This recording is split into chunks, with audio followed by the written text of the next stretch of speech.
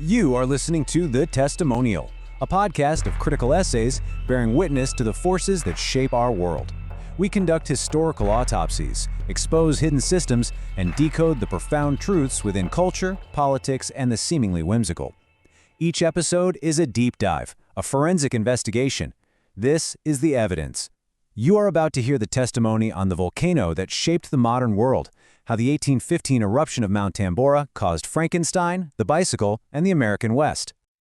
So picture this, it's April 1815. Across the Indonesian archipelago, a sound begins to ripple through the air, a deep, bone-rattling boom. It's so powerful that officials hundreds of miles away, guys like Sir Stamford Raffles, are absolutely convinced it's cannon fire. They're scrambling troops, dispatching ships, hunting for some naval battle that's raging just over the horizon. But there is no battle. The source isn't human at all. It's the opening salvo of a mountain literally tearing itself apart. Geologists later rated this event a 7 on the Volcanic Explosivity Index, the VEI. Now, to put that into perspective, the scale is logarithmic. That means going from a 6 to a 7 isn't just one step up, it's a massive leap in power. A VEI 7 is classified as colossal. We're talking about one of the most violent geological events in all of recorded human history. Just almost unimaginable power. But okay, a huge explosion. So what? This isn't just a story about a big volcano. This is a historical investigation. We're about to trace this chaotic, incredible chain reaction.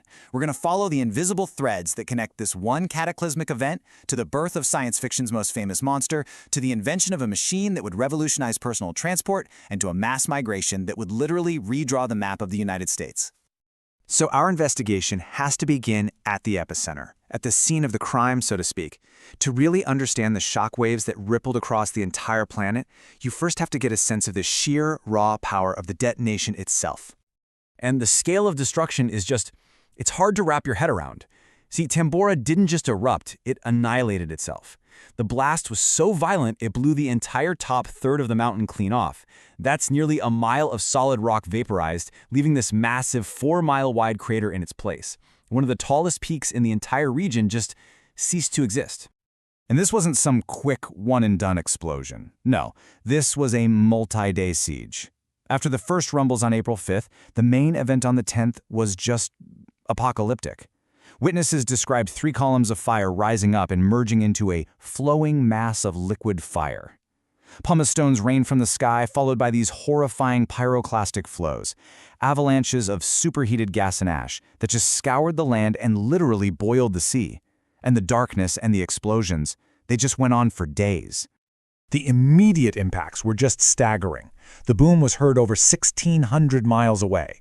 It set off tsunamis. The initial death toll was over 70,000 people. But here's the crucial part. The single most important consequence was something you couldn't even see. The blast was so powerful, it shot millions of tons of sulfur dioxide gas, not just into the air, but way, way up into the stratosphere. So the detonation on the ground was over. But the weapon against the rest of the world, it was just being armed. Right, so the explosion was local, but the real weapon it unleashed was truly global. A silent plume of gas began a journey around the planet, slowly wrapping it in a shroud that would bend the world's climate to its will. And the science behind it is devastatingly simple. High up in the stratosphere, where there's no weather to churn it up and wash it out, that sulfur dioxide gas began to transform. It mixed with water vapor and created this fine, lingering haze of sulfuric acid aerosols. You can think of it like a layer of billions upon billions of microscopic mirrors wrapping the entire planet and reflecting sunlight right back into space. The result was a drop in the global average temperature of about 0.7 degrees Celsius. Now, I know what you're thinking. That doesn't sound like a lot, right? Less than a single degree? But for the planet's entire energy budget, for the global climate engine, that is a colossal shock to the system. It was more than enough to throw everything, the jet streams, the weather patterns, the seasons themselves, into complete and utter chaos. And what followed in 1816 was this synchronized global crisis that became known as the Year Without a Summer. In Europe, it was unending cold rain, which led to catastrophic crop failures and famine. In North America, they had snow in June. In Asia, the monsoons were completely disrupted, sparking both famine and the world's first global cholera pandemic. It was a planet in chaos. Okay, so we've established the cause, the volcano, and the global effect, the climate chaos. Now let's get to the really fascinating part and examine the evidence. How did humanity respond? Because this is the moment where the crisis becomes a crucible for innovations that would change the world forever. Our first piece of evidence, Exhibit A, takes us to a villa on the shores of Lake Geneva in the summer of 1816. A group of young English writers, we're talking Percy Shelley, Mary Godwin, the infamous Lord Byron, they'd all gone there for a scenic holiday. But instead of sunshine, they found themselves trapped indoors by the same incessant rainfall and unnatural cold that was gripping all of Europe. And you can imagine the mood was just as dark as the skies. Lord Byron perfectly captured that oppressive, almost apocalyptic atmosphere in a poem he wrote that summer called Darkness. It starts with the line, "The bright sun was extinguished." And, that wasn't just poetic license. It was a literal description of their world, a world dimmed by Tambora's aerosol veil. So, to pass the time in this gloomy, strange confinement, Byron challenged everyone to a contest. Who could write the best ghost story? And in that creative pressure cooker fueled by calamitous dread, an 18-year-old Mary Godwin had a waking nightmare that became the seed of an idea. A story about a scientist who oversteps the bounds of nature and unleashes a creature into a hostile world. That story, of course, became Frankenstein, a monster born directly from the atmospheric horror of a volcanic winter. Okay, Exhibit B. Let's move from literature to a much more practical crisis. Those same failed harvests were devastating European agriculture, and one crop in particular, oats, completely failed. Now, why were oats so important? Because oats were the fuel for the 19th century's primary engine of transport, the horse.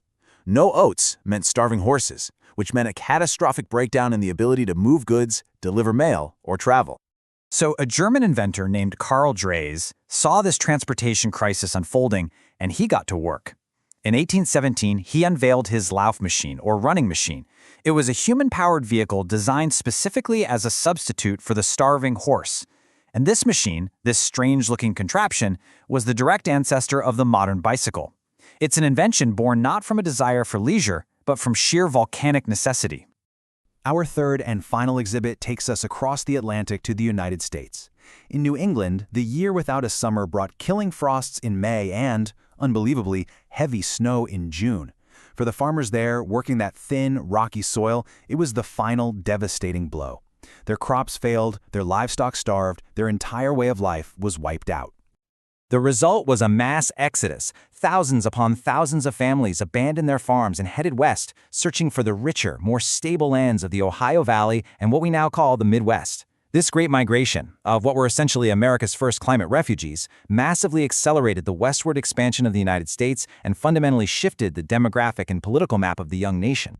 So we've seen the evidence. A volcano causes climate chaos, which in turn spawns a monster, a machine, and a migration. So what's the verdict? What does this tell us about how history actually works? It really forces you to ask a pretty fundamental question. Who, or what, is really writing history? Is it the story of great leaders and brilliant inventors making intentional choices? Or are we all just responding to much larger, much more powerful forces? The forces of the planet itself? The traditional great man theory of history puts all the power in the hands of influential people. But Tambora offers a different model, what we might call the Tambora principle. It suggests that so much of human history isn't about proactive genius. It's a story of reactive adaptation. The main character in this story wasn't a person, it was a mountain. The human genius was still there, Mary Shelley's imagination, Karl Draise's ingenuity, but it was channeled, directed, and provoked by an environmental shock totally beyond their control. And so, the verdict from this investigation is clear. The fingerprints of this single geological event are all over our modern world. It's in our foundational science fiction. It's in the very idea of a bicycle. It's written on the map of the United States. Its shockwaves helped trigger the first global cholera pandemic and even spurred the birth of the scientific discipline of glaciology as scientists frantically tried to understand why alpine glaciers were suddenly advancing. The path forward requires us to remember the chill of 1816, not as a historical curiosity, but as a warning and a guide, a testament to the fragility of our systems and the incredible, unpredictable creativity they can unleash when forced to change. The world is connected. We felt it then. We must act on it now. You have been listening to the testimonial on the volcano that shaped the modern world, how the 1815 eruption of Mount Tambora caused Frankenstein, the bicycle, and the American West. If you enjoyed this summary, for the full testimonial, please follow the link in the description or search for The Testimonial on your favorite podcast platform. Follow us on social media at The Testimonial for updates and to join the conversation. If you believe a topic deserves a testimonial, let us know.